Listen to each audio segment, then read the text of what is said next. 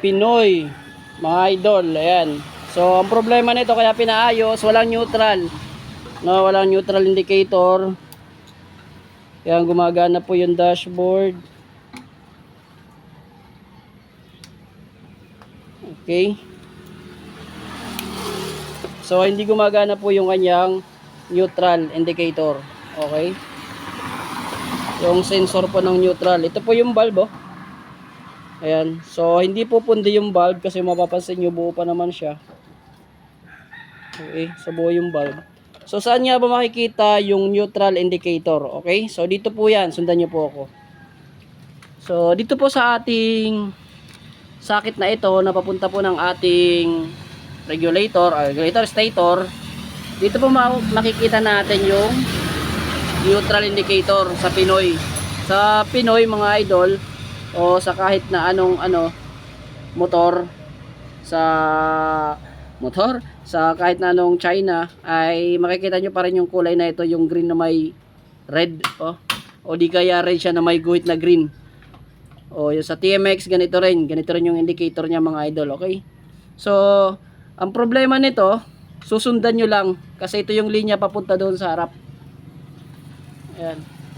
So yung gustong ipayari na tropa ay magkaroon ng sensor. So tinignan ko, ito yung sensor nya, sa kabilang side walang laman. So pansin nyo yung taas na side, tas yung baba nya yellow, dito sa kabilang side wala. Kita nyo ba?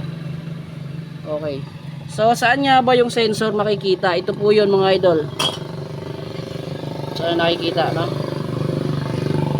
Ito, yan po yung sensor ng neutral. Okay, so yung wire na nandyan ay yung ito yung kulay na to, green na may red na guhit. Hanapin natin yan. Ito yun, no? Ito sensor na yan, no? Ito yun. So ito yun, no? Yun putol. So kaya walang sensor papunta doon sa taas ay putol. Yan dito solid green yung kanyang sensor.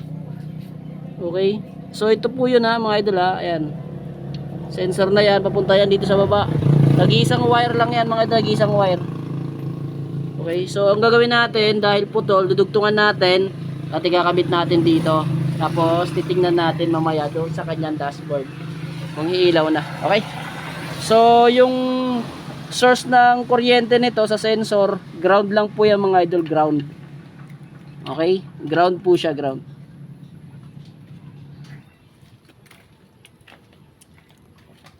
So yung mga idol, no, pinuto na natin dito yung sensor. Ito po yung light green na may red, tapos papunta po dito sa sensor sa baba.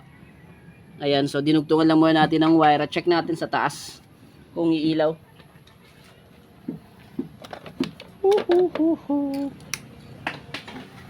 So yun, no? Ito po yung sensor niya, mga idol, oh. At walang ilaw pa, no? Natin yung baka hindi naka-neutral.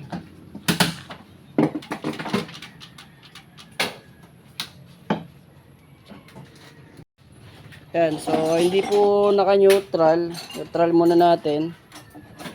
Yun, oh, milaw na. So may connection na po yung ating neutral indicator. So yung sensor ng neutral indicator galing ng makina ng ating engine, ground po ito, mga idol, ground. Tapos yung red, yan po yung positive. Yun. So ikakambyo natin, tingnan nyo pa ako sa primera, mawawala yan. Yun. Okay, pabalik natin, ilaw. Okay, solve na natin yung problema ng motor ni tropa. Alright, okay, so ganun lang po, mga idol. Sana nagustuhan nyo yung ginawa nating video. Bye bye.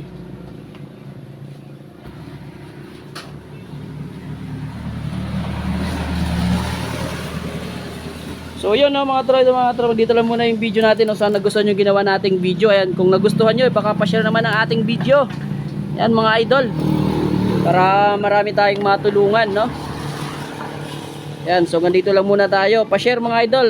Bye bye. Salamat po. Ingat. So may napansin ako dito, isa, ito yung high and low nya. Ayan,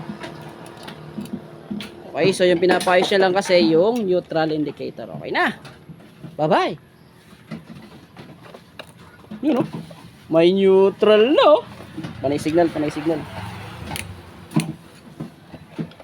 Yun, oh. May neutral na si tropa pagkabukas niya ng susi. Yun, oh. May neutral na, oh. Kalahin mo yun, oh. Alright.